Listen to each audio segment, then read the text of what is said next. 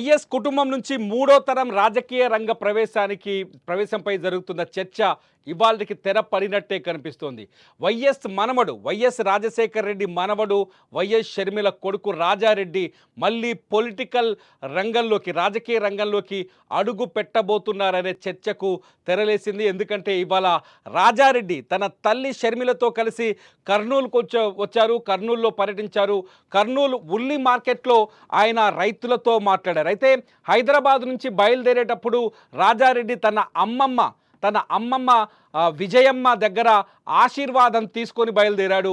ఇదంతా చూస్తుంటే రాజారెడ్డి రాజకీయాల్లోకి రాబోతున్నాడని, పొలిటికల్ ట్రైనింగ్ తీసుకుంటున్నాడని చాలా స్పష్టంగా అర్థమవుతుంది. వైఎస్ జగన్మోహన్ రెడ్డికి పోటీగా ఎన్నికల బరిలోకి దిగుతాడా, మామపైనే పోటీ చేయబోతాడనే చర్చ కూడా తెరలేచింది. అయితే రాజారెడ్డి రాజకీయాల్లోకి ఎప్పుడొస్తాడంటూ కర్నూలులో ఆ పార్టీ కార్యకర్తలు కావచ్చు, మీడియా కావచ్చు అడిగిన ప్రశ్నలకి షర్మిల కూడా ఆసక్తికరమైన సమాధానం చెప్పారు. చాలా స్పష్టంగా అవసరమైన సమయంలో రాజారెడ్డి పొలిటికల్ ఎంట్రీ ఇవ్వబోతున్నాడు అంటూ ఆమె ఒక స్పష్టమైన సమాధానం చెప్పారు. ఈ సమాధానంతో వైఎస్ రాజశేఖర్ రెడ్డి రాజకీయ వారసుడిగా వైఎస్ రాజారెడ్డి, షర్మిల కొడుకు రాజారెడ్డి రాజకీయ రంగ ప్రవేశం చేయబోతున్నాడని స్పష్టమైంది. మొత్తానికి షర్మిల ప్రకటనతో ఒక్కసారిగా రాయలసీమలో రాజారెడ్డి పేరు మారుమోగుతుంది. సోషల్ మీడియాలో కూడా రాజారెడ్డి పేరు మారుమోగుతుంది. అయితే రాజారెడ్డి ఒకవేళ ఎన్నికల్లోకి వస్తే ఈ ఎన్నికల్లోనే 2029 ఎన్నికల్లోనే పోటీ చేస్తారా, 2029లోనే ప్రజా జీవితంలోకి అడుగు పెట్టబోతున్నాడా? మొన్నే పెళ్లి చేసుకున్నాడు రాజారెడ్డి. అయితే 2029 ఎన్నికల్లోనే ప్రజా జీవితంలోకి అడుగు పెడుతున్నాడా అనే చర్చ కూడా ఇక్కడ ఆస్కారం ఏర్పడింది. రాజారెడ్డి షర్మిల కొడుకు, రాజారెడ్డి రాజకీయాల్లోకి వస్తాడని వాళ్ళకు కన్ఫామ్ అయింది. దీంతో రాజారెడ్డి ఎక్కడ పోటీ చేస్తాడని సోషల్ మీడియాలో కొందరు వేస్తున్న ప్రశ్నలకు ఆసక్తికర సమాధానాలు కూడా వినిపిస్తున్నాయి. తన సొంత మేనమామ వైఎస్ జగన్మోహన్ రెడ్డికి వ్యతిరేకంగా పులివెందుల నుంచే ఎన్నికల బరిలోకి దిగుతాడనే చర్చ కూడా జరుగుతోంది. ఇప్పటికే కడప జిల్లాలో వైఎస్ కుటుంబంకి సంబంధించిన రాజకీయ దుమారం చెలరుగుతుంది. వైఎస్ కుటుంబం పైన కడప జిల్లాలో జగన్మోహన్ రెడ్డి పట్టు సాధించిన ప్రాంతంలో ఇటు షర్మిల కూడా తన వారసత్వం ఆధారంగా పట్టు సాధించే ప్రయత్నం చేస్తుంది. షర్మిల జగన్మోహన్ రెడ్డికి బలమైన పోటీని తీసుకురావాలనే ఉద్దేశంతోనే తన కొడుకుని రాజకీయాల్లోకి తీసుకొస్తున్నారనే చర్చ కూడా జరుగుతోంది. వైఎస్ రాజశేఖర్ రెడ్డి వారసుడిగా వైఎస్ రాజశేఖర్ రెడ్డి కాంగ్రెస్ పార్టీ నుంచి ముఖ్యమంత్రిగా ఉన్నప్పుడే ఆయన ప్రమాదంలో దుర్మరణం చెందారు. అయితే రాజశేఖర్ రెడ్డి రాజకీయ వారసుడిగా రాజారెడ్డి రాబోతున్నాడని, రాజశేఖర్ రెడ్డి మనవడు రాజారెడ్డి రాబోతున్నాడనే సంకేతాలు ఇచ్చేందుకే ఇవాళ షర్మిల ఎవరైతే రాజారెడ్డి ఉన్నాడో, వైఎస్ రాజారెడ్డి ఉన్నాడో ఆయన్ని కర్నూలు తీసుకొచ్చినట్టుగా తెలుస్తుంది.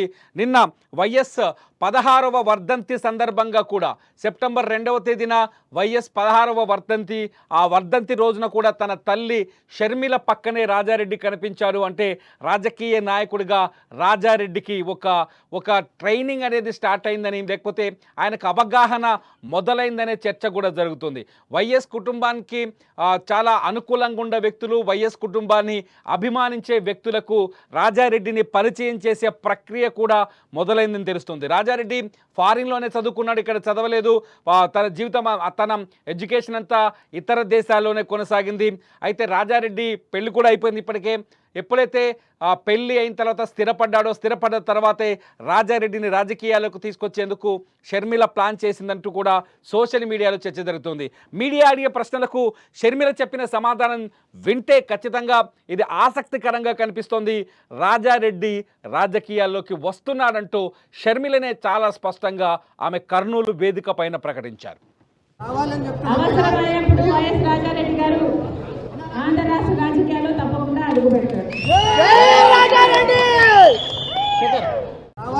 అవసరమైనప్పుడు వైఎస్ రాజారెడ్డి గారు ఆంధ్ర రాష్ట్ర రాజకీయాల్లో తప్పకుండా అడుగు పెడతారు. రాజశేఖర రెడ్డి వారసుడుగా వైఎస్ జగన్మోహన్ రెడ్డి ఆయన ఆశయాల్ని ముందుకు తీసుకెళ్తానంటూ రాజశేఖర రెడ్డి లక్ష్యాలని నెరవేరుస్తానంటూ కాంగ్రెస్ పార్టీ నుంచి బయటకు వచ్చినప్పటికీ కూడా వైఎస్ఆర్ కాంగ్రెస్ పార్టీని ఏర్పాటు చేశారు.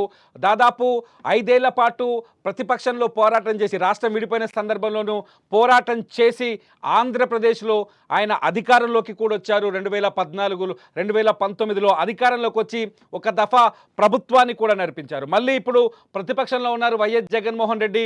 ఆ తర్వాత ప్రభుత్వంలో ఉన్నప్పుడు అధికారంలో ఉన్నప్పుడు వైఎస్ కుటుంబంలో కావచ్చు, వైఎస్ఆర్సీపీ పార్టీలో కావచ్చు, వైఎస్ఆర్ కుటుంబంలో కావచ్చు అనేక వివాదాలు తలెత్తాయి. స్వయంగా షర్మిల తన సొంత అన్నను వ్యతిరేకించింది. నిజానికి ఏ జగన్మోహన్ రెడ్డిని ముఖ్యమంత్రి చేయాలనుకొని షర్మిల రాజకీయాల్లోకి వచ్చిందో, జగన్మోహన్ రెడ్డి జైల్లో ఉన్నప్పుడు పాదయాత్ర చేసిందో, జగన్మోహన్ రెడ్డి విడిచిన బాణాన్నంటూ ప్రజల ముందుకు వెళ్ళి తన గళాన్ని వినిపించిందో, వైఎస్ జగన్మోహన్ రెడ్డి కోసం తీవ్రంగా శ్రమించిందో, అటువంటి షర్మిల అధికారంలోకి వచ్చిన తర్వాత, వైసీపీ అధికారంలోకి వచ్చిన తర్వాత అదే అన్నను పూర్తిగా వ్యతిరేకించింది. అదే అన్నకు వ్యతిరేకంగా తన గొంతును వినిపించింది. అదే అన్న పైన ఎన్నికల్లో పోటీకి దిగింది. అదే అన్నని విమర్శించింది.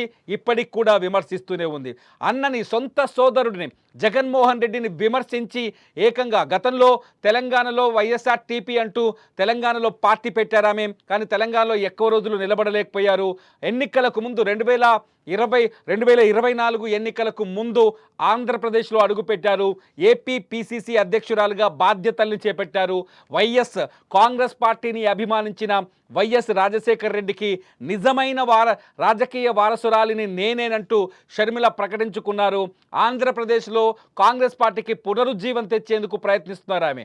అయితే ఈ తరుణంలోనే తన కొడుకు రాజారెడ్డిని రాజకీయాల్లోకి తీసుకురావడం, వచ్చే ఎన్నికల బరిలోకి కూడా దించుతారనే చర్చ జరుగుతున్న తరుణంలో రాజారెడ్డి న్యూస్ ఇప్పుడు రాయలసీమతో పాటు ఆంధ్రప్రదేశ్లోనూ అతిపెద్ద చర్చనీయాంశంగా జరుగుతోంది.